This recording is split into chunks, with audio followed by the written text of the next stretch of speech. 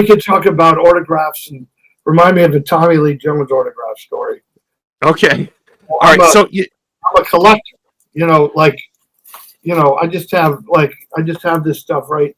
It's right here next to me. Like I gotta collect Munsters. Munsters. It's crazy. Go ahead. Oh. It's funny because I've seen you do some interviews, and I swear you had this like Planet of the Apes, like this big like figure, and then you had another one. Is that your collection? There. Yeah, they're staring at me. Ah, all right. So I can't turn it around. But no, that's fine. Yeah, we have a big collection. We're a little insane. So Tammy. I don't collect anything. Tammy has wax figures, and she's crazy. Dan, going back to our original thing, I was just thinking, when I don't add you to the room, I can't hear anything that's going on in the background. All good. Our clothes were on. We were appropriate. Okay. I was moderately confused, as I always am. And so that's all. You'd hear the dotterings of a 60-year-old man going, "How do you say his name?" Daniel, I have to say, looking at some of the things that happened in your early life, right? I don't know what I'm more impressed with, the 12-year-old vampire that ends up 40 years prepping for a role, or the kid that was thrilled to get a cardboard box TV. Like, I feel like, so I'm 51, I'm an older dad. I feel like little things like that will never be appreciated by this generation. Like when you bought like a big item, you could use that box for like sledding, maybe turn it, put some wheels on it, use it as a fort, use it as a TV. Daniel, that's a time gone by that at least you and I can appreciate, and people in the Gen X horizon. Yeah, I feel like, all indications, they're screwed. They're screwed. Technology, it's everything it's everything Rod Serling told us. That the future wasn't better. It was going to be worse for people. And yeah, you're like, oh, I got a new phone for Christmas. Let's use the box for putting the old phone in. That's all it's good for. You can't put wheels on it. I think we're at the apex of a weird moment in time where even us at 50 and 60, we're to such a, my kids, we'd have kids over to watch a movie, and the kids would say, oh, is this movie black and white? And my kids say, yeah, it's a great movie. I've never seen a black and white movie.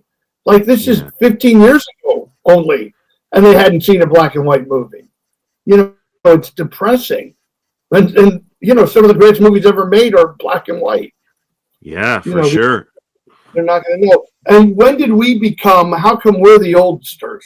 Well, you kids don't remember you don't know how good you have it.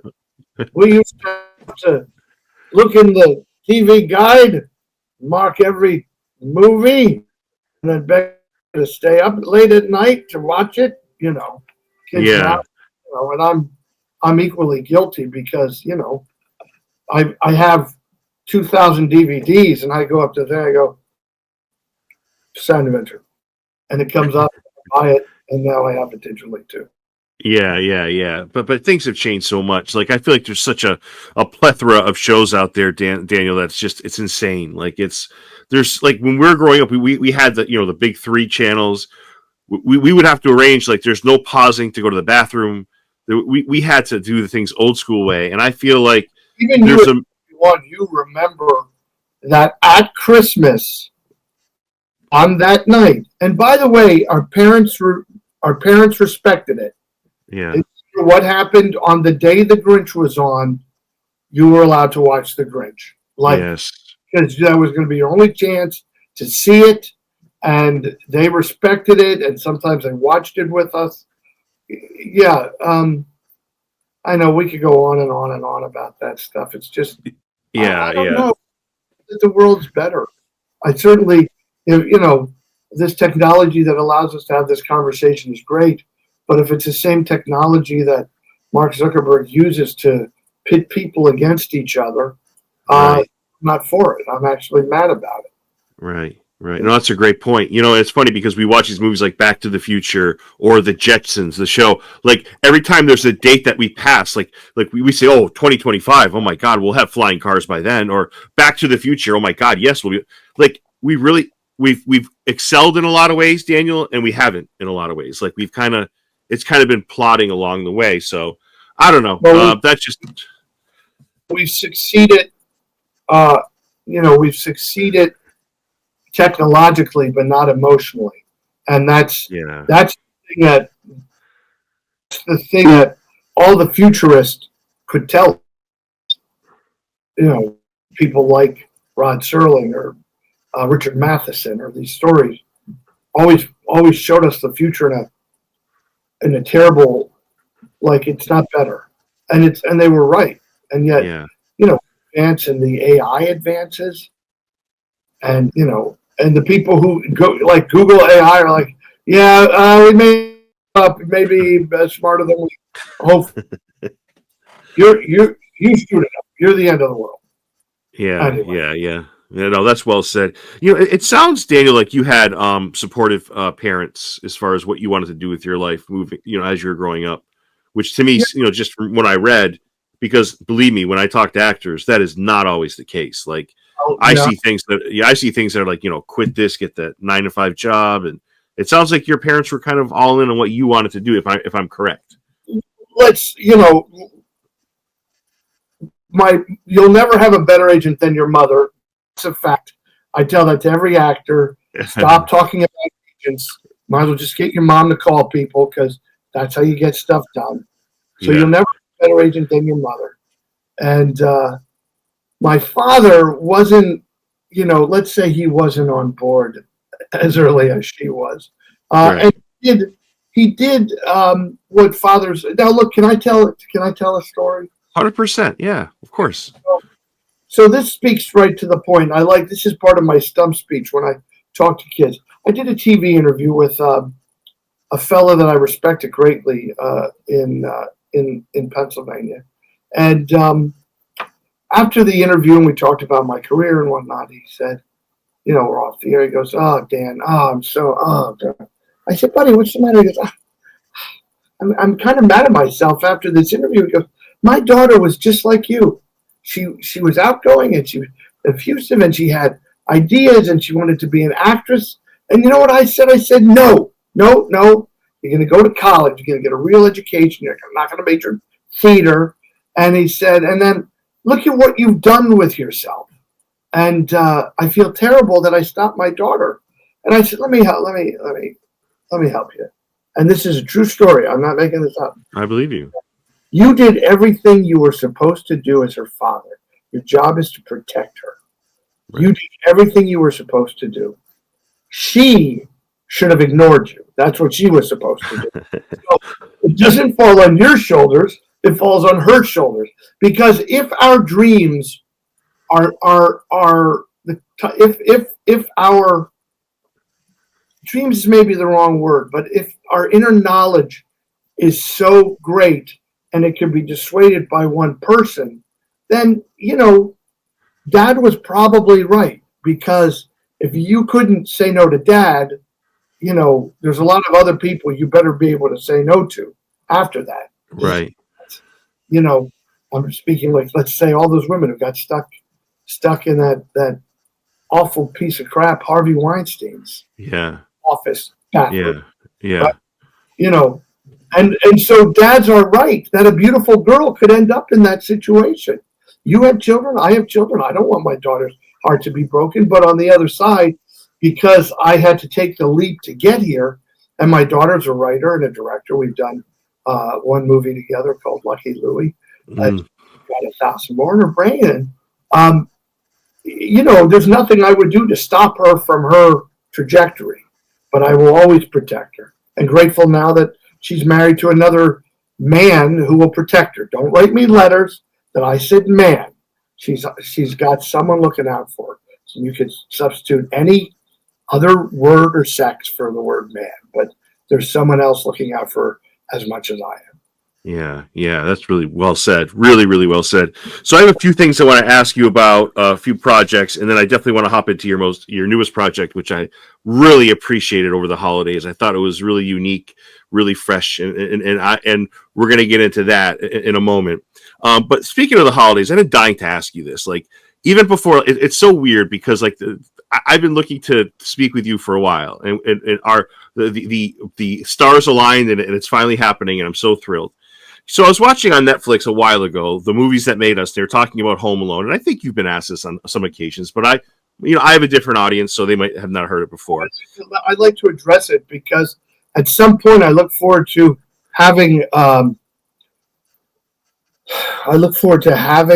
opportunity to correct the record, because the record is still flawed. It's lovely, and they say nice things about me, but it's still not 100% the truth. So you could do that right now, but I just want to just throw this out there for those that don't know it. It shows out there, but the perception was they weren't mean to you, but I felt like they left some details out. And the big thing is that Daniel Stern was the original choice to play Marv. For whatever reason, there was not enough money. Whatever, he says, "I'm out." Enter Daniel. Daniel's in, and then they said that the rapport with Pesci wasn't awesome. Whatever, use whatever words. I don't. I'm just paraphrasing. The movie term, we had no chemistry. I felt like getting your side would have been vital to that point. I felt like that was the big chunk missing. Yeah, and I mean, I can see they were creating a narrative that suited them in effect. And I wouldn't know this, but I ended up dating a girl who, before she dated me, dated the business affairs guy at Fox, whose movie it was. I got real information as opposed to, the shutout that I got at the time. Real information isn't draconian. It's just, but they could have just said it. Here was a real information. They didn't want me. They wanted Daniel Stern. Joe Pesci had worked with him before. He was their first choice. I literally I lived on Western Avenue in Glendale, and I auditioned. I'll never forget this. I auditioned, I think, on Western Avenue in Glendale, 4 blocks from my home. I glued on some sideburns. I went down there, and I did this kind of hillbilly robber thing because nobody knew what it was. And then, 2 months later, I'm finishing a TV series. Like, it wasn't like I was in dire straits. I had just finished my first series, Capital News, and they called and said, "You might be going to Chicago in 2 days." And I was rehearsing a play, so I had to quit the play. I mean, it was like, I'm going to Chicago, but I'm rehearsing a play, like crazy. So it was never going to be me, but it was decided that they would bring me there. Decided, so maybe a little more Machiavellian than we want to believe humans are capable of. Decided to bring me there, and then to tell the studio, because the studio said, "You got to hire Roebuck because he's not going to do it. So you're starting in a week and a half. Roebuck's your guy." I was the second choice of whatever studio person wanted me in the movie. Mm-hmm. And Roebuck's your guy. And so they did everything in their power to try to dissuade me, starting with, they didn't pick me up at the airport. And this is before cell phones. So this is a time when I landed in an airport, and, there's a guy there with a sign that says, Home Alone, Dan Roebuck, a Teamster. There was a sign. There was no Teamster. There was no sign. There was nobody. And it's late at night. I get to Chicago. I wake up my agent in LA, and he says, I can't get anybody from the office. Here's the hotel you're staying at. Thank God he knew. So I get in a cab. I drive in a cab with a guy who speaks no English. And I don't mean some English. I mean no English. But somehow he has a driver's license and a cab. And he doesn't know how to get to where we're supposed to go. And we have to stop and ask directions the whole way. This is how I came onto the movie. And then the next day, I'll never forget, the first thing Chris Columbus said to me was, "You don't look anything like your audition." Because I glued, sideburns on, and I did this character, right? Now I'm wearing a suit coat, and, I dress nice for people. Right. And so I look at it every step of the way. They were trying to make me leave. And then Pesci couldn't have been. I mean, Joe Pesci is absolutely one of the greatest actors living today. Right. I'd rather watch him more than Robert De Niro in anything, anytime, ever. He's just terrific. He's a great actor. I don't know if he was in on it. He certainly wanted, but they didn't make my time pleasant. John Hughes wet handshake me. That was a heartbreaker because we were all fans of John Hughes. And then, they costumed me and they fitted me for clothes. And thank God, because in the world of acting, that's when you have the job is when you go to wardrobe. And technically, from the point of view of the Screen Actors Guild. And then we spent a day, and Pesci and I were together, and it wasn't great, but it wasn't about chemistry. We're just guys sitting in a room talking. And then that night, I got a call from my agent who said, "Be careful, something's going down." And I was like, "What are we in the mob? What do you mean something's going down?" And then the next day, Chris Columbus fired me, and but he didn't fire me already. He said, "We're thinking about doing it, but it's probably going to happen." And you know what I did? Not knowing their Machiavellian, I started recommending other actors. It's exactly what I did. I just worked with Bobby Miranda, who I like very much, and I suggested him. And I suggested another actor whose name I don't remember now. It may have been Jay Acabone. So I tried to get the other actors a job. And then, then they kind of fired me. And the last thing I said to Joe is, "Joe, I think they're firing me." And Joe said, and I'm going to quote, and you can beep it out, "I wish they fired me off this motherfucking movie. I fucking humiliated." Like, he didn't want to be there anyway. But what Chris Columbus said to me, the bottom line is this. Chris said to me, "I don't see chemistry between you and Joe." And I said, and this is a fact, "Chris, sir, we have a two-page scene together in the van, and then we're separated for the entire rest of the movie while the kid hits us in the face with nails, bricks. So why would that be important?" So for them to say that, and it's saying every year another stupid article comes out, and another person just, how journalism is now. Nobody ever called me to ask about it. And that's it. Now, things I do remember, Chris Columbus said he was going to give me a nice lead role in his next movie, and he's made 20, and I've never gotten a call again. And I'm not mad about that, and I'm going to tell you why. Because God is so good to me, and I mean that's not a joke.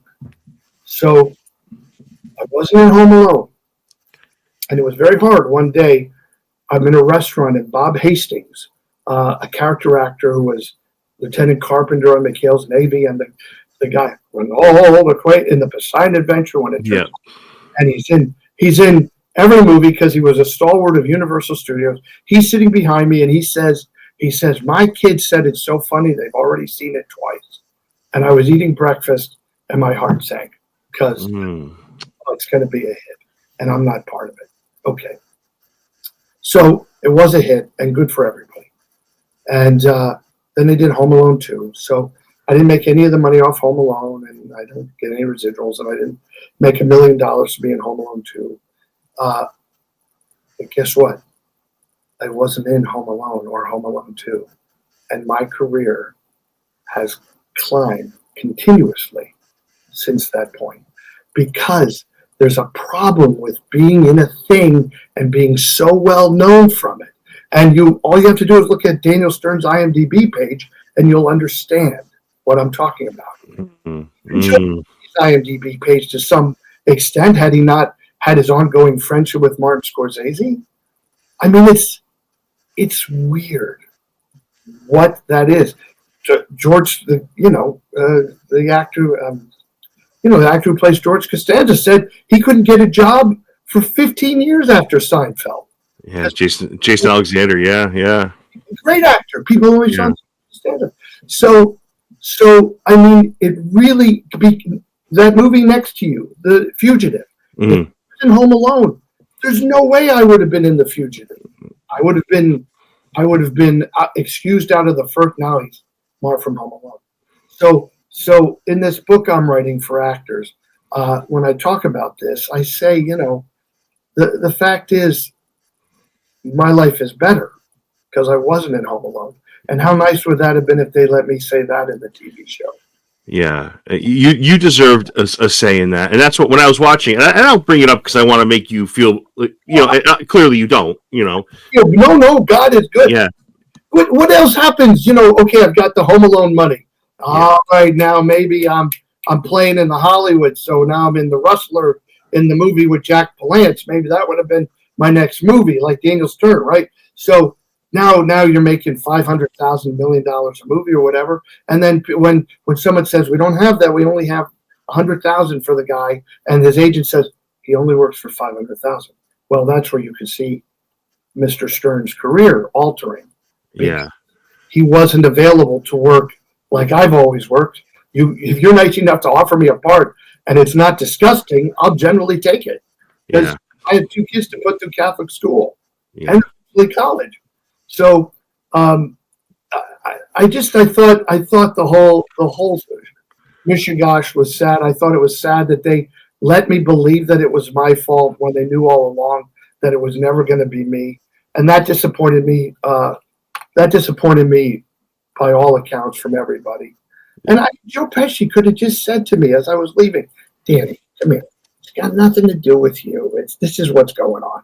And he could have just given me that courtesy.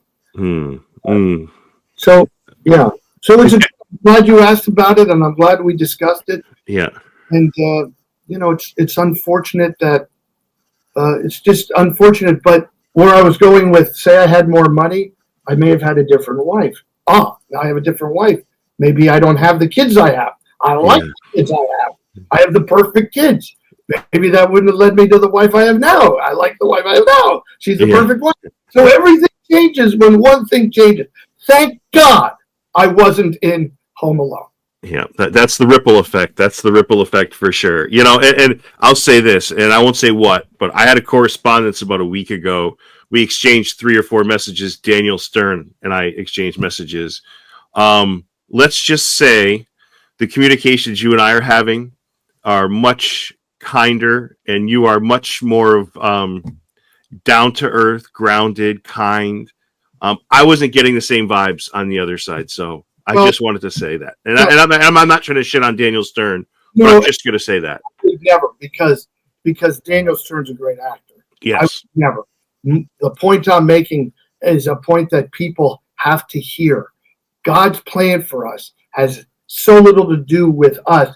It has everything to do with our input and our expansive energy and our non-reluctance to move forward. But, in a moment that seems so bad. And what happens in show business is everybody says something else great's going to come along. But Derek, you think in your mind, an equal thing is going to come along. I was going to star in this big 20th Century Fox movie that became a huge hit. I'm going to get my own thing I'm going to star in that's going to be a huge hit. Well, it's not an equal thing that comes along, but it's a better thing that comes along. And what came along for me was from 1987, was it? 87, 88 maybe?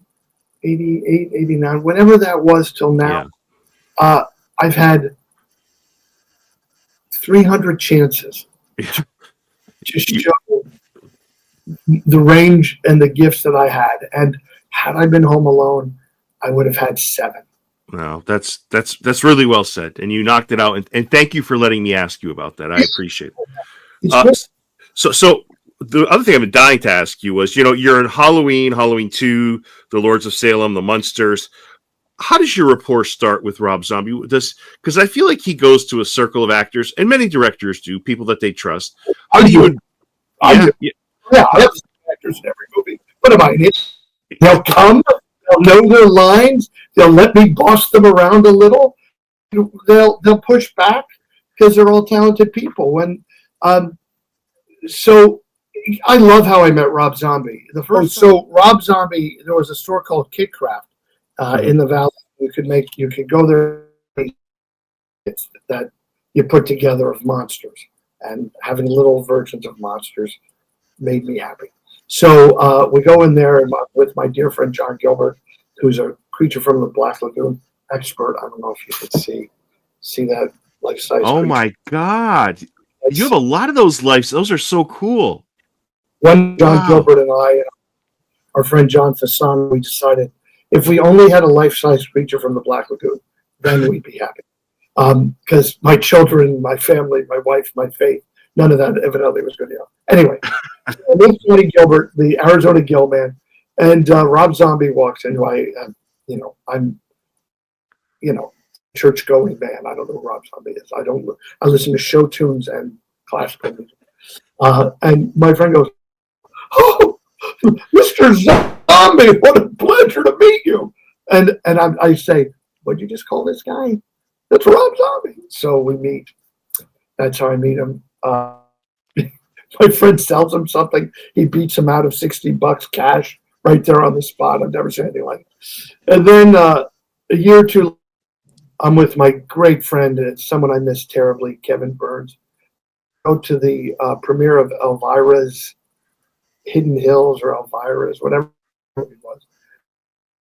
And Rob and Sherry were kind of waiting for the screening at this small screening room, and they were in a kitchen, and I went over and I said, "Hey, I want to say hello." Just want to say, Sherry was just saying I should come say hi to you. And that's how we met, over toys and Elvira's Hidden Hills, or Hidden Boobs, or whatever the movie was called. And then we knew we both liked the same stuff, and we started talking a little. And then I started writing a movie for him with Sam Borowski and Dwayne Whitaker. And the movie never got made, but he could see my heart, and I think he could see that I was a hard worker. And then he started putting me in the movies, just the little parts. And I don't mind. Again, this is the other thing. I can do little parts. If I'm a movie, I can't do little parts. But I like doing little parts. You know what I mean? What's the total at? Was it 5 or 6? I feel like I'm missing one. So shot on, but I'm not in. The first person you cut out is your friends. So, because they know you're not going to pitch. So I shot on Devil's Rejects, Halloween, yes. Devil's Rejects, Salem, Third One, Three from Hell, and the Munsters. And he cut me out of Lords of Salem, and almost cut me out of. I can't get my. So whoa, that's a finger. Ooh, I don't want to put that. You should show that to him. Here's what you cut me out of. Let's see it. Yeah, but clearly he thinks very highly of you. I did want to ask you about The Fugitive. I think very highly of him. I do not know of any other director with who has artistic vision. Okay, so the next thing I wanted to ask you about, and Rob Zombie is known for his kindness. Like everyone that has crossed paths with him that I've spoken to says like he's the nicest man they've ever met. Like he's that guy. Yeah, he's well, I think he understands. It's two different lives: the life of a rock star and the life of the creative director. And when I go see him in a rock and roll show, it'd be like Tippi Hedren going to see Alfred Hitchcock roller skate. Like I'm just, wow, Jesus! I didn't know he could do it. Look at him jumping around. He's my age. I'd break a hip. Yeah. He's a good person and a good-hearted guy, and a smart guy. He's a very smart guy. Yeah, and I did want to also ask you about the greatest movie of all time. One of the greatest movies, top 5 for me. The fact that this has a 7.8, and this is at least a full point off on IMDb. Like this movie has aged wonderfully. Oh, like this. I mean, you could watch The Fugitive. Like time has not hurt it in any way. It's still thrilling. It's still captivating. and I love the rapport of the group of guys and girl that you're in. And I'm going to get to that. I had Tom Wood on my podcast 3 or 4 years. He's a very nice man. He's very much into his music now, so that's awesome. Yes, so. Tom. Fugitive was one of the greatest few months of my life. I agree with you that the movie is aged like the finest wine. Mm-hmm. They put it out again on. I love their thinking. Remember last year they put it on St. Patrick's Day. Yeah, see it in theaters. Ingenious because of the parade, and it was just a great time. I had just come off of Matlock, the first season, and we already were picked up for the next season. So it fell right in the middle of the 2 seasons of Matlock. And I remember Brent Thayer saying to me, "So what are you doing? What are you doing in between?" And I said, "Oh, I'm going to do this, this movie with, Harrison Ford." And she goes, "You're downplaying a movie with Harrison Ford?" Harrison was the biggest movie star in the world. Mm. It was all great. I have a story about getting that part if you'd like to hear it. Oh, of course I want to hear it. Yes. So I'm over at Warner Brothers, and I look back at these stories and I think, was I really that stupid? I could have been stupid. When you're in the higher cotton, when you live in a regular cotton situation, you go to the high cotton. Sometimes the brain doesn't think things through. So I'm waiting. They're falling behind. I'm finally next. It's about an hour, and I'm next. Dan and then someone comes out of the room and goes, "Dan, I'm sorry." So I sit down after I've been waiting, and the woman says in the room, she goes, "Harrison, Andy Harrison's for you on line 1."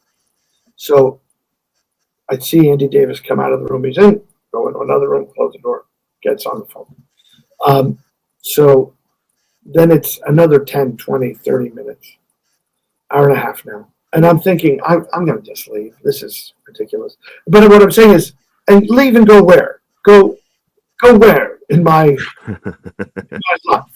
What would I have? I didn't have kids yet. What was I going to do that was so much more important than meeting the great Andy Davis? Right. Andy comes out of the room and he says, "I'm sorry, everybody," because that's who Andy Davis is. "I'm sorry, everybody." So I go in the other room. It's finally my turn. I sit down. And he says, "Let me apologize again for keeping you waiting." And I said, "Andy, let me tell you something. And I mean this. If Harrison Ford had called me, I would have kept you waiting a half hour. And that may be what got me the job. I don't know." But they just had the 4 characters, and there was no male, female, this, that. You just read the characters. So I think I read Renfro for the audition. I think we all read Renfro for the audition. Tom Wood might have that too. And then, they said, "You're the guy," and Andy in his genius, he just grabbed 4 completely different people. They probably knew that Joey was going to be Renfro because he was a step higher than we were. But it was great. Joey is crazy making. He's very self-centered by his own admission. And he'd steal your line, he'd steal your bit. He'd be in your close-up even though you were talking to him. He'd just close up and he'd be, "No, I crossed right behind." "Joey, you didn't cross. Would you stand on your spot?" So he was crazy making. And that's how you fall in love with somebody. You just think he just can't help himself. Yeah. Dan, it's that whole group. Like this, I remember watching this movie in a theater and just watching it like just recently. Like the group was so awesome. It was like you guys have worked together forever. Like the way they're used, the way that the comedy is used with the dramatic stuff, like between Tommy and Joe and you, and we mentioned Tom. It's just like you guys just clicked. Like there was times where you had to be funny and it worked. But the movie isn't obviously a comedic movie, so you have to be really careful where those moments are sprinkled in. But then when the movie takes these dark turns or it's very serious, like you take it seriously. So it's like it was just a perfect mesh in a perfect storm of like you guys are a big reason why this movie works. It's not just Tommy Lee Jones and Harrison Ford. They're big, but it's the group that's going after Dr. Richard Kimball that I think makes this movie work for me. And putting, and you know how they'd ruin it now? I can tell you, if they remake this movie, there'll be a Muslim, homosexual or lesbian, there'll be a Latina, and there'll be a black woman, and they'll do it just because that's what they do, but no one will listen to the voices of the actors. What Andy did is he put together a group of people who we thought these people are all going to like each other because they're all kind of similar. And we all really were kind of similar. And we all had a great time. And we had a great leader in Tommy Lee Jones who didn't really take crap from anybody, but also, we wouldn't have been in part 2 if Tommy Lee Jones, they were trying to get us all to work for less than we worked the first time.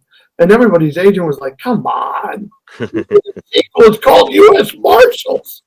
And some of the Warner Brothers were like, screw them. We'll get 4 other guys. Tommy Lee Jones said, I want the same people standing behind me that I had the first time. And that's the only reason we ended up in the second movie. Oh, that's awesome. He's a stand-up guy. And, there's so many great scenes. And the one scene I swear that gets me every year, every time I watch it, is the one where the boy is misdiagnosed and Harrison Ford or Dr. Richard Kimball, he fixes that. Like, and then it's funny to see how the group clicks, how Tommy and the group kind of like, wait a second, we go from people who are supposed to be finding this fugitive to maybe we're investigating whether he even did it or not. Like, it's just so cool how this movie flips like that. Like, it's, I don't know, and you have so many memorable lines. I couldn't stop laughing today. I'm watching it. I'm like, well, if they could dye it green one day of the year, why can't they dye it blue the other 364? What a classic line, Daniel. Like, what a freaking great line. Complete ad lib on the day. Wow, that was ad lib? Oh yeah. Because something happens that no writer, no matter how good any writer is, they can't foresee that there was, we're coming through the thing, and maybe there was 1 or 2 words spoken there, but it turned out that hallway was 47 feet long, so we had to cover. And this is why you got to be an actor who's not just you really got to be on top of things, because we had to cover the walk, but it had to be something tangential to the scene, right? And so I said to him, are you gonna, because in the script it said that it showed the river green. I said, did you shoot that? Are you showing that? He goes, yeah, we got it. So I pitched the line. He goes, great, do it. And that's how that line came in, to cover that spot that we had to walk on that space. And it turned out, I mean, it's such a silly, funny line. We would everything, and this is respectful to the one writer who just said that this wasn't the case, but it really was. Everything we say is made up, except when I say this is hinky. Why would he come through it? What was written? And I wouldn't have come up with that word because I didn't live in Chicago. But believe me, it's the word everyone knows me for. This is hinky. Everybody, yeah. Chicago, trust me. Hinky!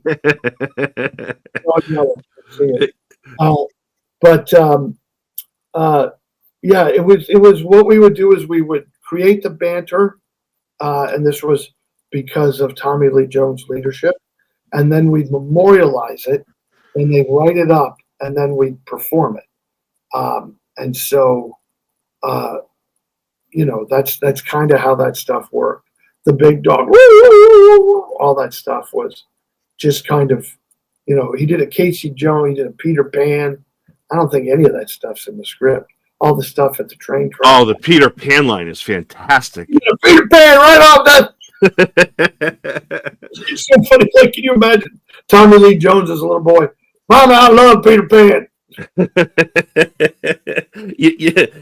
It's just because as people know, The Fugitive came out in 93. Shawshank was 94. These two movies are alike, more alike in ways I never imagined. Like a guy being falsely accused of killing his wife, the only way out is escape. Like, there's a lot of similarities between this and Shawshank. I'm not making the comparison, but I'm just saying it's two movies that I love very much. And both have beards, now that I'm thinking about it. Or had beards at the time. Yeah. So Darabont, is also like a brilliant visionary. And, these guys, Darabont came to directing as a writer. Andy Davis came as a cinematographer, an editor, and a storyteller, commercials and whatnot. So these guys got, thank God they got their chances in Hollywood, make these movies. And we all have those movies. I'm so pleased, Derek, that yours is The Fugitive. Mine is, not that we're in these situations anymore, but if Bridge Over River Kwai or great movie, or Jaws or The Sting, you stop. You don't need, because they're not just movies. They're a companion of a time. So when I see The Sting, I don't just remember what a great movie it was. I remember that moment in my life where, like, a movie like that showed me everything movies could do and showed me what stars, why we have stars. You can't duplicate Redford and Newman. You can't duplicate it. They keep trying, but they can't do it because no one has earned the right to be in their position. Oh, that is so well said. And we talked about how great Shawshank was. Do you know Rob Reiner was a hair's breadth away from directing that? Can you imagine? You talk about the ripple effect, what that would have done to that movie. I'm not saying Rob Reiner's a bad director, but I'm saying he's not Frank Darabont by a mile. So yeah, I don't think it would have had I don't think it would have had the multi-layer depth. I don't think it would have. And if Andy Davis hadn't directed The Fugitive, it wouldn't have the forward momentum that it has from the beginning of the movie on. He had a group of editors because they were making a deadline, but they cut that movie so tightly that it's become the cliche because everything in it now you see in other movies.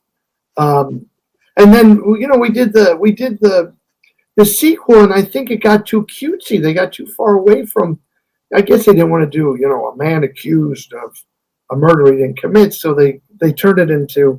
I didn't know Wesley Snipes was wearing like Kay Ballard wigs. I didn't even understand. I love the director. He's the great editor. Of the Superman and The Omen, and now he's editing all the great James Bond movies. Yeah, Stewart.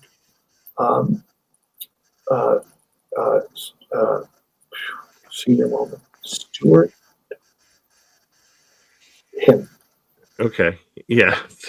Yeah. It's the fact that this movie's 30 years old makes me feel very old. I feel like I just saw this in the theater. Like, what the hell is going on? It's 22 when it came out, or 21. That's kind of interesting. Jesus. I mean, I don't know. What I wanted to ask you was, so we talked about at 12 years old, you had this. There's a very famous picture of you as a vampire, right? So I feel like you in this role as Grandpa in the Munsters. I feel like this might be the longest preparation. Like, you even put Daniel Lewis to shame, I think, in this situation, right? Daniel Day-Lewis, yeah. Hey, Lewis, I'd bump into him at the commissary.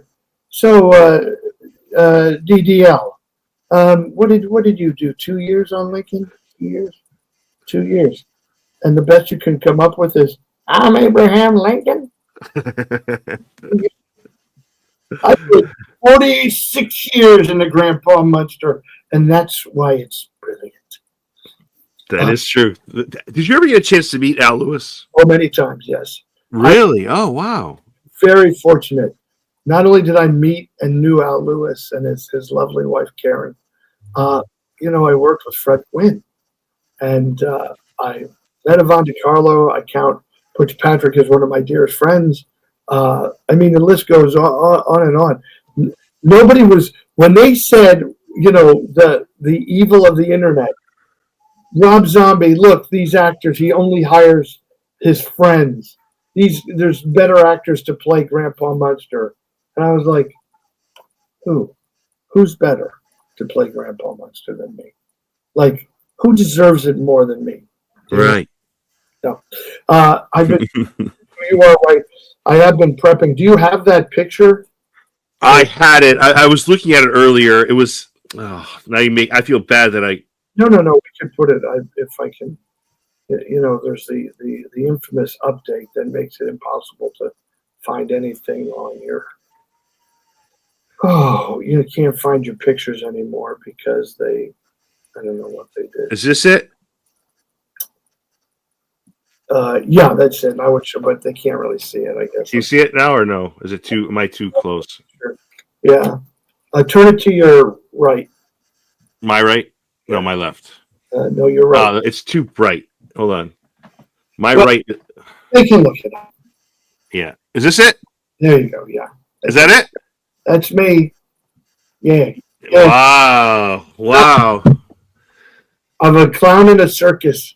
By the way, we're talking about everything good about, and I always give it to, I give my glory to God. All comes full circle.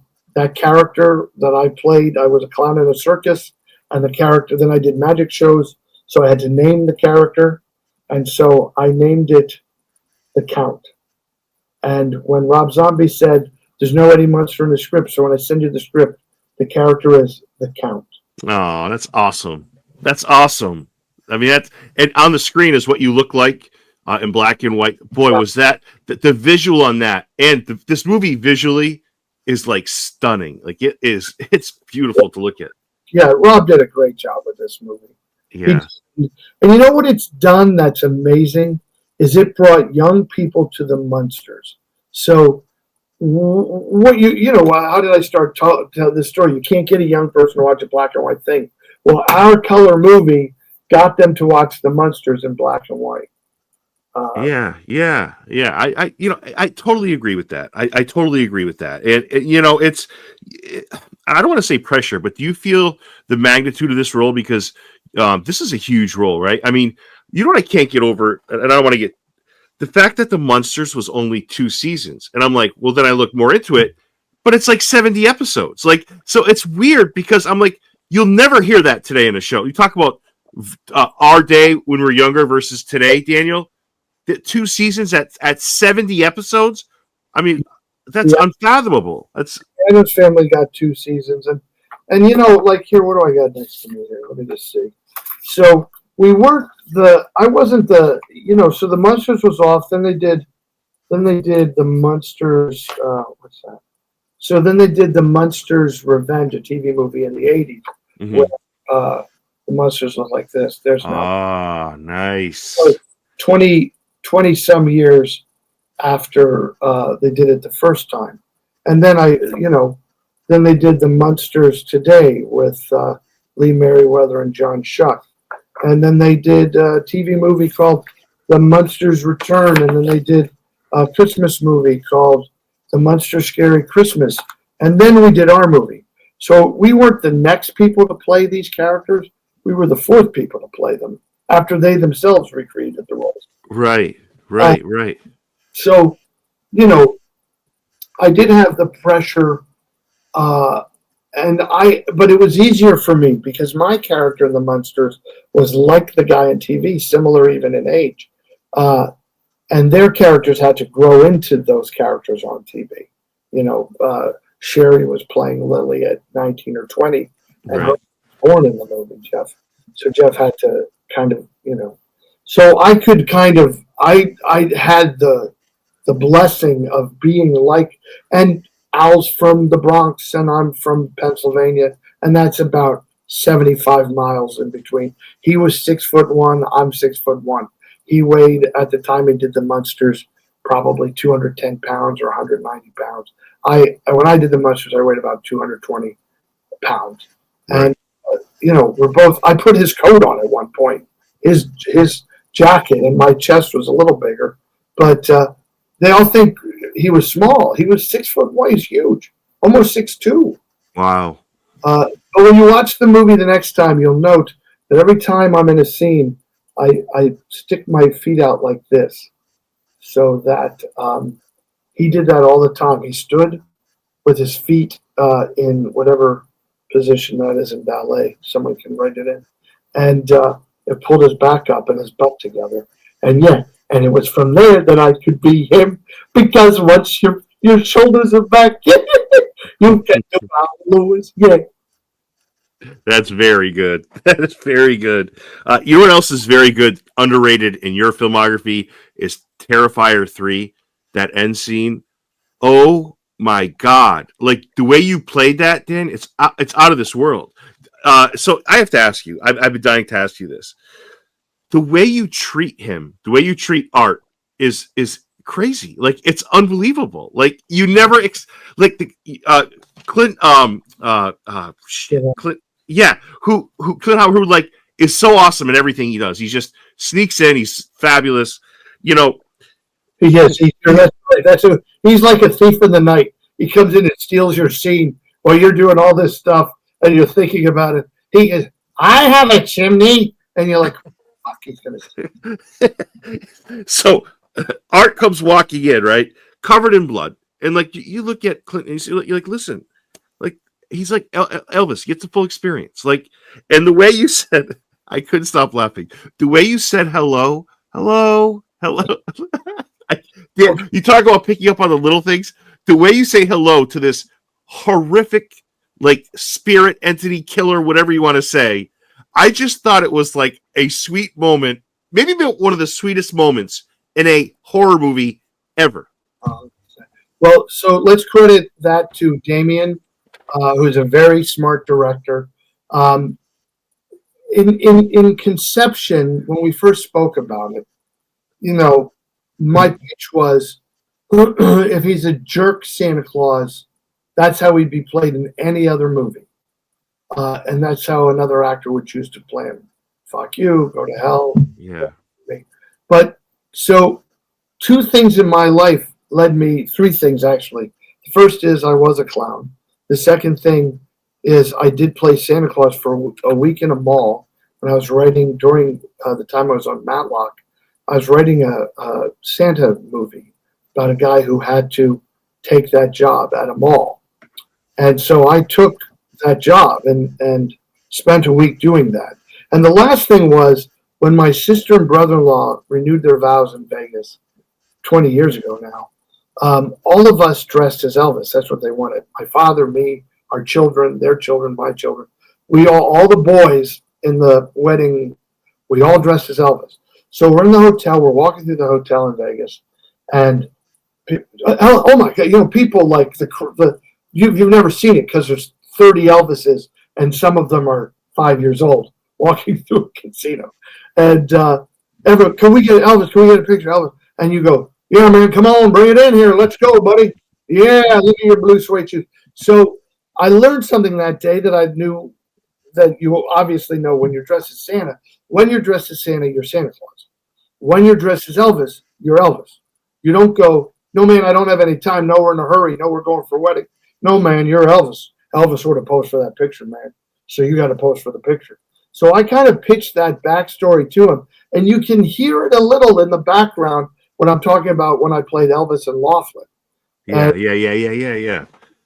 Just hear it when he's looking through the window.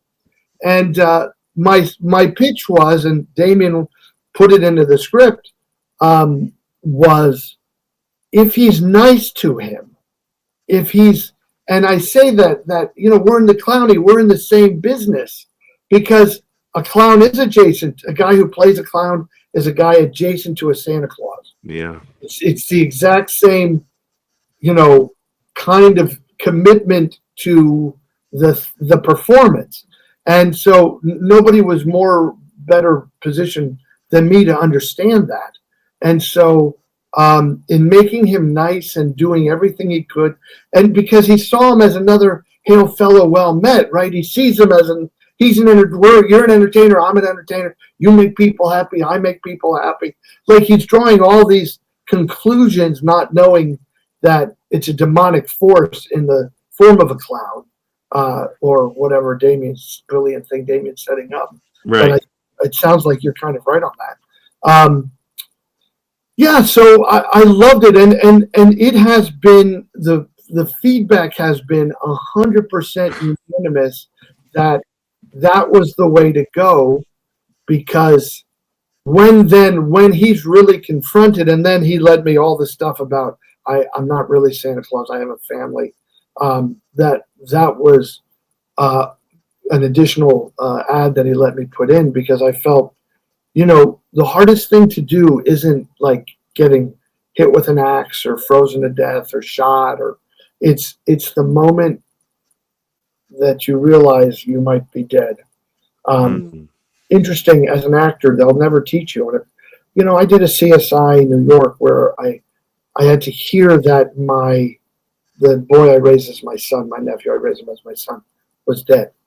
And when you shoot that 15 times. The master, their close up, their 2 shot, each close up, my close up, another master from another angle. And you've got to do it. So how do you hear that news? You have 2 kids. How would you hear? What would you do if you really heard that? Like, I would sense you'd vomit. What would you do? Yeah.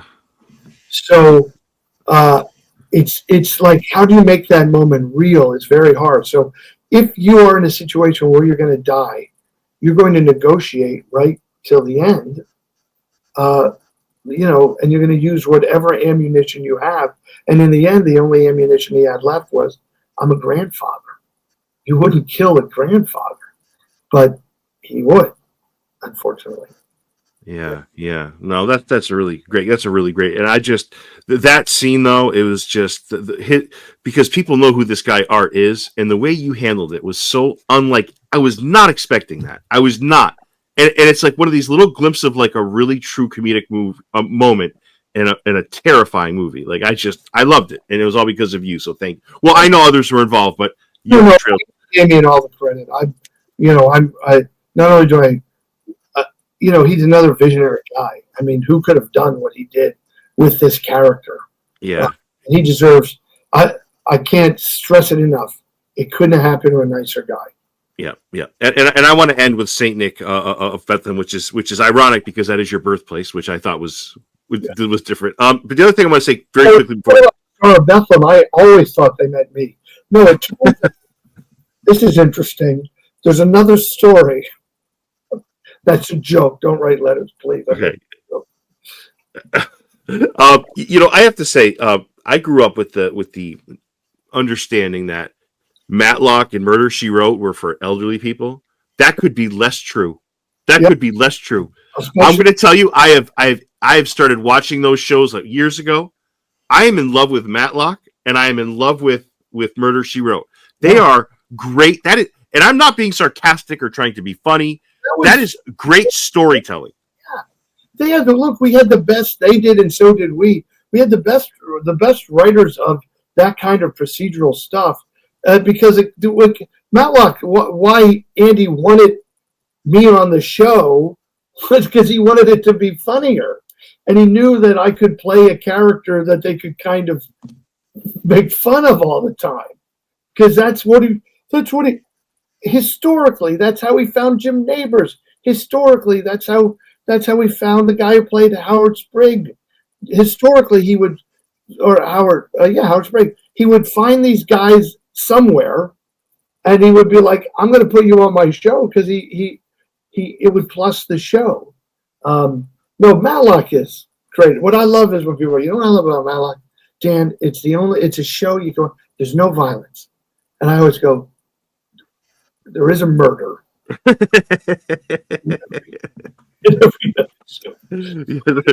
Someone is killed. Yeah. You don't always see it in person, and they're usually shitty people, crappy people. So, no, look, come on. I'm in a show that's so beloved that there's a new show that pays homage to my show. Right. You know what I mean? Right. Oh, how do you feel about the new Matlock? I'm thrilled. Yeah. Thrilled. And by the way, when I, word got out that I was going to be grandpa, Al Lewis's widow wrote me and said, you know what Al would say? He'd say, go for it, Dan. It's yours now. Oh, that's so sweet, Dan. Oh my God. Yeah, that is really sweet. What I would say is what I would say to her. It's yours now. Yeah. I still got to figure out a way to get myself on that show, only because I know it would please so many Matlock watchers. Yeah. Yeah. I'm happy. Yeah. And so let's make a meta episode where I play Dan Roebuck, who had to hire her, and I hire her because I think that'll make the judge go my way. But then the judge is 30 years old. And Yeah. Matlock. So I don't know. We'll figure it out. I'm going to say your most underrated role, and I'm not going to. You have 16,000 entries in your filmography, so you've clearly an actor who knows his stuff. But my favorite, maybe one of the most underrated movies in the 80s, River's Edge, is effing outstanding. And you are, I don't know if any other interviewers have said this to you. It might be your best. It is such a phenomenal performance and such an underrated movie. This movie should have come out of the 80s as popular as Stand By Me or any of these other things, because it's a really, really good movie. Keanu Reeves, it's got a great cast. It is top to bottom. Do you view it the same way I view it? Do you regard this as some of your best work? And I hate to ask it like that. I'll say, Derek, I hope my best work wasn't my second movie. If that's the case, I hope that I've learned. I think it's very good work, and I think it's exceptional work by all of us young people. Crispin Glover was the only movie star in that movie. He's the only guy who knew what the hell was going on. He's the only guy who was like, we should have chairs. I was like, we should have chairs? I didn't know. Oh, we get chairs? When I did Cavegirl, they were like, go sit on that log for 3 hours. They didn't care. I didn't know we got chairs. So, we would always be grateful to anything that Crispin got us. But I think it's very good work, and I'm going to credit Tim Hunter, and I'm also going to credit the writer. We started with an excellent script, and then we had an excellent director. And he really, what the hell what did I know? I didn't know anything. Dennis Hopper came to the set, and he was, like Gandalf. And so imagine they'd all leave, and I'd have Dennis Hopper all to myself for days at a time, shooting all those scenes with just me and Dennis, robbing convenience stores and going to the river and shooting guns. And, so I would work with them all day. They'd leave, and then they'd bring in Dennis, and I'd have my Dennis time. And, he was so gracious, but also funny. Hey, hey, Dan, maybe, if you weren't telling so many jokes, you could hit the mark. Or, asking me 3,000. I think at one point he was like, let's keep the Apocalypse Now questions down to 30 a day. Okay. In the scene, now I know they said Brando didn't like you. So because I knew all this stuff. But I look back now, he comes onto the set, Gandalf. But he was 6 years younger than I am as we're speaking. Wow. I think that is. So does that make me Gandalf? I don't know. Does anybody care when I walk on the set now? I don't know. I hope they do. I hope they see me and they go, oh, thank God this guy's going to know what to do. But the fact is, he was the most giving, loving, wonderful actor. He said very nice things about me. There was a book, kind of concurrent to that a few, maybe 2 or 3 years after, and he listed me as one of his favorite actors that he had worked with recently. Oh, that's awesome. Yeah, and that was right near Hoosiers, and I've had Hoosiers guys on the show, and they love him too. So it's good to hear that the good people that you guys were in. It was he shot in this order. He shot Blue Velvet, River's Edge, then Hoosiers. I think he shot Hoosiers after River's Edge. I'm pretty sure. Yeah, boy, that's unbelievable. That's because they didn't remember, or maybe he shot Hoosiers in the middle because they didn't know if he was going to be nominated for Hoosiers or that year, or if he was going to be nominated for Blue Velvet. Yeah. You mentioned that was your second movie. I think you said, I hope that's not. Well, Timothy Hutton won an Academy Award for his first performance in Ordinary People. So it is possible, and you could be good. You could be good, right? So. Oh, yeah, was that his first? He probably did a couple TV. No, I think it's his first. I could be wrong. But he did a super Sugar Smacks commercial. I was an actor. Surely he been in something before Ordinary People. Although, terrific movie. I tell you what's a terrific movie is Saint Nick of Bethlehem. We really, my daughter and I watched this, and she's 4, and we really enjoyed it. Like, man, I got to tell you, it's a movie whose only agenda is kindness and to tell a good story. Like, and it's like, I long for those movies because I always feel like now when I watch a show, there's a hidden agenda, a hidden message, how I should think, how I shouldn't think. So it's refreshing to say, oh, wow, something I can actually enjoy and then I can watch with a family member. Whoa, and it's really a special movie. And let's not forget Kathy Moriarty, talk about Academy Award nominee, 17 years old, another first movie, Raging Bull, 1980. Again the other day, and again, like cementing my feeling that Joe Pesci is truly one of the greatest actors he's such a blessing that we have his talent. She's terrific. Now that was Spencer Fulmar and I did that together, and when we did the rewrite, and I knew it was her, I loved writing for her voice, and I knew exactly where those laughs would be. I'm trying to tell you a story. Now, what's stopping you? So I adore and love her. I think Saint Nick was so. I got a call today. It's still playing in some theaters, and someone who I knew years ago tracked it down and saw it. And there's what people are saying is. There hasn't been an old-fashioned movie. Mm-hmm. But you see I'd invite you on, if you care to see it, I'd be happy to send you links to Getting Grace and Lucky Louie, the one I wrote and directed with my daughter. Yeah. And I'd love that. We've got another one coming out called Tuesday's Flu, and then another one coming out called The Hail Mary. So I've done 5 movies in 7 years as a writer, director, producer.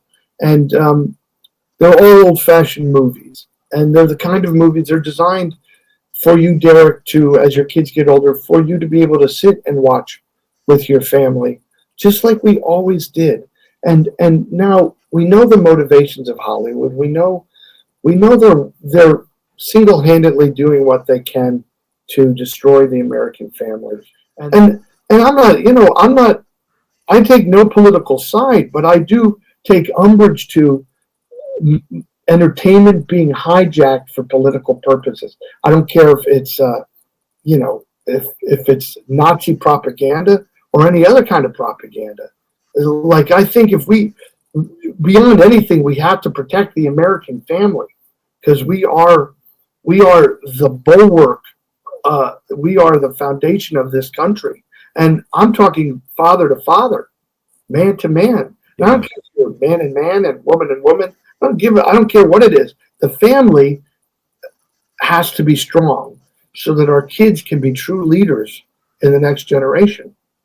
And my movies will always promote that ideology. And in reality, the secret messaging in my movies is always about fatherhood. Yeah. I love that, and I love the fact that like movies are still being made like that because, like you said, like I want to be able to sit down with my kids or with my wife or whomever, or even when I go to the theater alone. I just want to see something that, like, I just want to take me somewhere else, but don't lecture me on who you think I should be, right. Or don't sell me on whatever you're trying to sell me on because I just left my house where that was playing on TV. I don't want to. I need a vacation for my mind, Yeah, I come out here. There's a movie, and there's, because of these Academy Award rules that are so nonsensical about what must be present in the movie. I don't know that we're not going to get away, but I went to see Wicked. We saw Wicked, and those two women seemed so odd in their interviews. Well, I'm like, God, they're spectacular. Performances are spectacular, terrific, wonderful. But if you look into the background of the movie, you see things that you're like, oh, am I going to have to explain that to my 4-year-old? Am I going to have to explain that to my 4-year-old? You got this movie. I just like, I'm a nostalgist. I collect toys. I collect autographs. I make videos about collecting toys, monster stuff, and this one's also about looking at old movies and collections and stuff. I make this stuff because I like how it was, and the future can come, but don't dictate. It's funny. I was having this conversation earlier. If I can I say one other thing about it? Of course. Again, yeah. I want people to understand. I take no political position. I don't want my freedoms eroded by anybody. Yeah, I agree.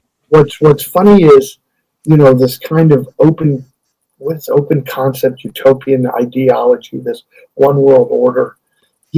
What's funny is, like, I remember H.G. Wells was part of that. So after, World War I and World War II, World War II, and they're like, how do we solve this problem? Well, we can't have countries. We have to have one. And then the 5 guys who come up with this, who are 4 of the richest guys in the world, and H.G. Wells, are all like, and we'll be in charge.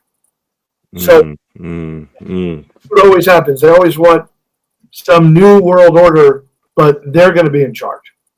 Yeah. They're in charge. We're not in charge.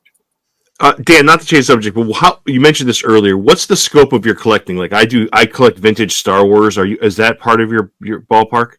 Well, as Derek, as now a member of the Star Wars family. Oh, that's right, the video game. Duh. Yeah. As part of the Skywalker storyline, Derek, it's hard for me. Once you're in the product, it's hard. I'm a little too old for Star Wars toys. I have Universal Monsters, and I've always collected Munsters. You can see, like, that's the game board, the actual painting of a Munsters game. Okay. Yeah. Okay, I gotcha. This is, I shouldn't have a lot of this stuff. But I'm talking Star Wars, like early 70s, early 80s. Oh, you're talking about Kenner. Yeah. Hold on, let me show you. Hold on.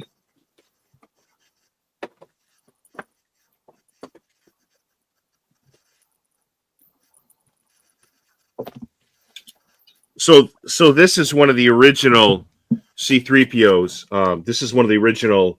Wow. This is from 77. Yeah. This is worth quite a bit of money. Like, this is something I saved over the years. And then I have like something from even like, this is the Emperor. So it's like, it's not like the vintage stuff like that you have is per se, like not 50. It could be old enough. Do you have, the one thing I regretted not buying, because I regretted not buying it at the time, was, do you have the pack that you bought that promised you the figures with the stand? So when you go to a toy store, you give them money, and you got this package that you were going to be able to put the figures on. Because when the movie came out, the figures weren't done yet. Hold on for 1 second. What last time I make you wait? Hold on. Yeah, I'm good. I'm good. I just talk to you people while he's not here. Very nice man. I do a lot of these. He's very smart. So what I do have is, when you ordered a figure, you could order a bubble. It came in a bubble, like you would send away for it, and then they would send it to you. So like, this has been graded. This is from 1980. So I don't know if that's what you're talking about. Interesting. Yeah. So when you bought a figure and they didn't have it yet, you would cut out that thing on the back, send away for it. And this is in a bubble. I don't know if you can see it, but Kenner, it's still in a Kenner plastic baggie. It hasn't been opened. So now, what's something like that worth? This is probably $500-600. This one right here is Series C-3PO 1000.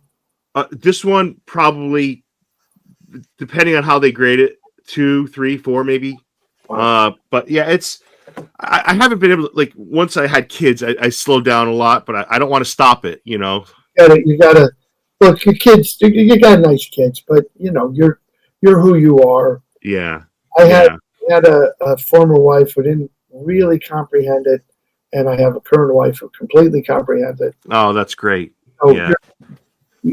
this is part of who it's part of who we are. Why does it make us happy? I don't know. It just does. And this is from the 70s too. This is Chips. I don't know if you remember Chips. This is John, and he autographed it at a Comic-Con. I don't know if you see it. That's it. It almost looks like the artwork almost looks like. Oh, they have Robert Pine there. The artwork almost looks like Jack Davis. So before the actual toys came out, my friend at Brent's Dolls, he put out these. Oh, that is so cool. This is what you could do now. You could, I would take these to conventions. Hold on. Now I'm you. Hold on. Wait a minute.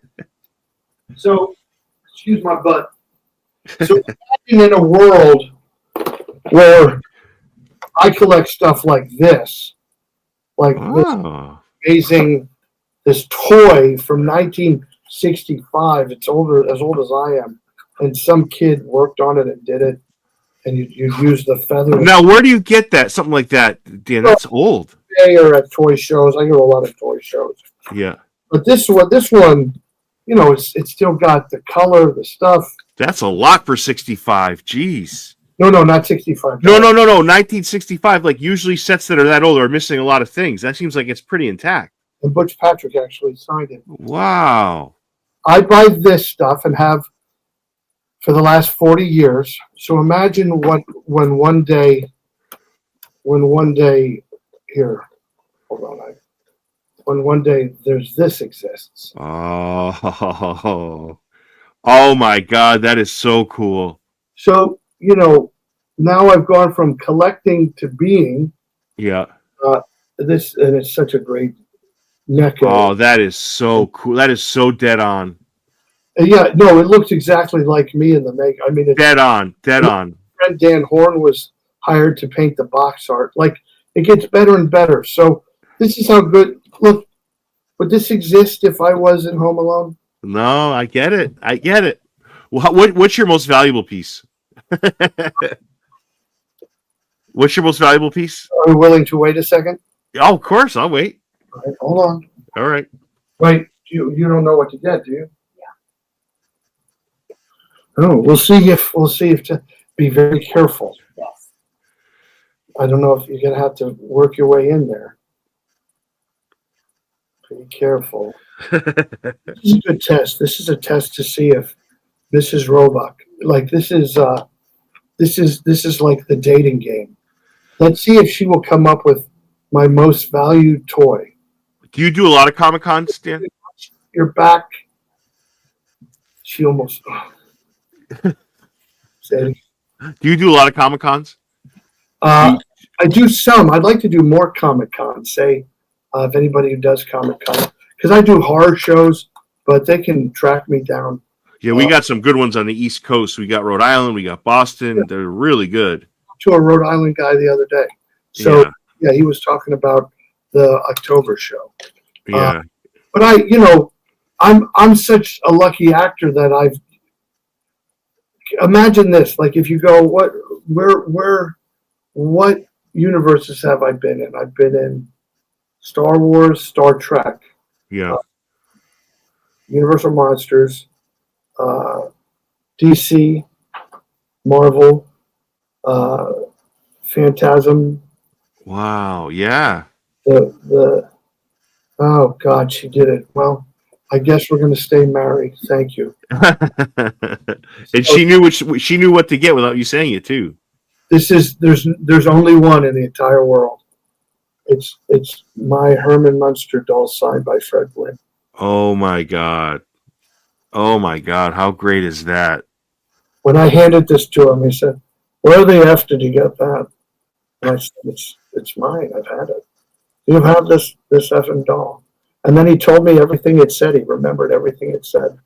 What year is that from? 64. And is that's very hard to find, you're saying? Well, the doll's not hard to find. But there's only one in the world that he signed. Oh, my God. I have 2 others of these dolls, and they made a puppet, too. And I have probably 8 or 10 of those. How cool is that? And not to get back to Joe Pesci again, but I keep hearing 2 Utes when you talk about Fred. It's like 2 Utes. But that's awesome. It's so cool that you collect in the industry that you're in. I think that's so awesome. Well, yeah, I wanted to tell you a Tommy Lee Jones story. So we're doing U.S. Marshals, and all the Batman stuff came out with Tommy Lee Jones. So I have all my collector friends. So I bought like 10 masks of Two-Face. I bought toys of Two-Face. I bought all this stuff. And I kept saying to him, Tommy, I have a box of things for you to sign. Tommy, I have a box of things for you to sign. And he goes, bring them over anytime, Dan. Rand. He called me Rand Roebuck. So I bring this box in, and he signs a mask to every one of my collector friends, David Lady, Tommy Lee Jones. And he picks up the mask that's, half horrible and half him. He's like, my God, this guy's ugly. And I was like, you're looking at your side. But Tommy Lee Jones, who does not suffer fools, he is beyond intelligent at a level that it would make your head hurt. He's like a Metaluna mutant. That's how big his brain is. And he didn't think twice about. He didn't give a shit.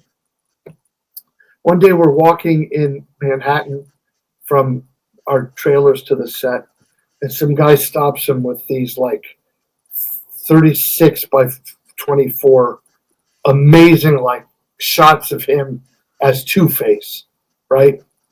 And he goes, Tommy Lee, will you sign him? And we're in the middle of the street. Tommy Lee goes, what do you got? And he takes a pen and he signs him, sign. And here's my regret. If I would have just said, Tommy, I'm sure this fella would give me one of those if you asked him to, because you're signing them all for free. Yeah, well, it's Rand Roebuck right here. He collects his shit. I did not have the smarts to say it out loud. Yeah. That's awesome. And he sounds like such a great guy, and you're a great guy, and I can't even tell you how much I appreciate this conversation. You were so much fun to talk to. Well, I'm blessed to be here, and if you do get a chance to talk off camera with Daniel Stern, do let him know I have a huge amount of respect. Yeah. My point of view has nothing to do with how I'm sure he's great in the movie. This may surprise you. I've never watched it, but I'm sure he's great at it because he's a great actor. Yeah. My favorite work of his, though, is not even Home Alone. It's his narration of the Wonder Years. I thought that just terrific. Yeah. But you know what? Like you said, it's the ripple effect. You got me thinking. Like, so all of the stuff we're talking about now probably doesn't happen if you get that role. None of it happens. Yeah. Doesn't happen. Lost doesn't happen. Man in the High Castle doesn't happen. I'll tell you what absolutely doesn't happen. The Late Shift doesn't happen. Oh shit! I forgot to talk about with Jay Leno. Oh, yeah. like I said, was. But none of it happened. Yeah. No. Yeah. You shed some light into that. Yeah. So I think that's good for any human being to look at in their life, to think about and look at these kinds of situations. You just have to trust in a higher power looking out for your good.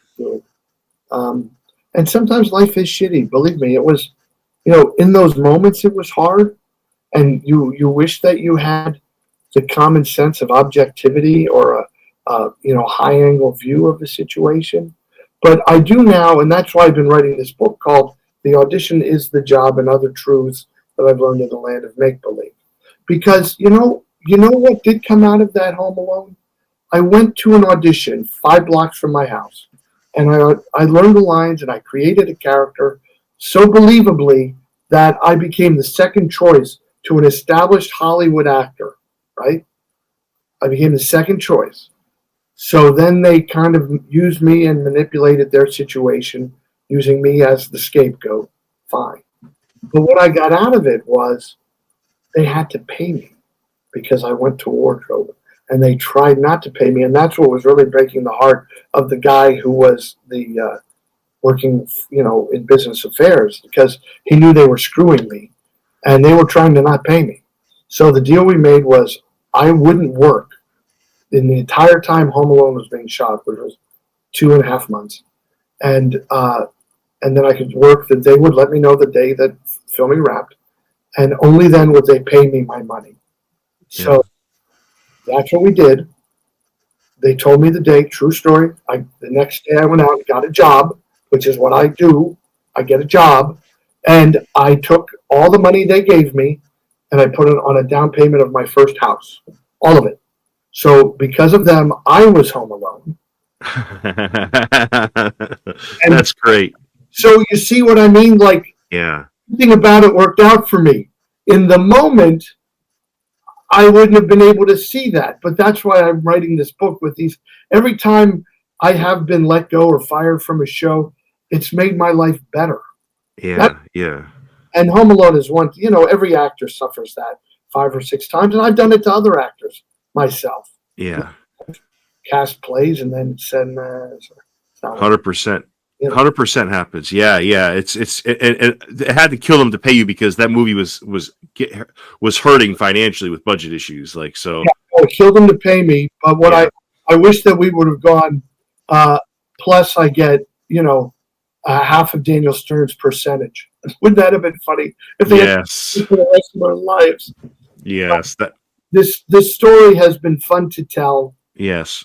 And if you excerpt it, please keep in my comments about, it is a blessing and people need to know that.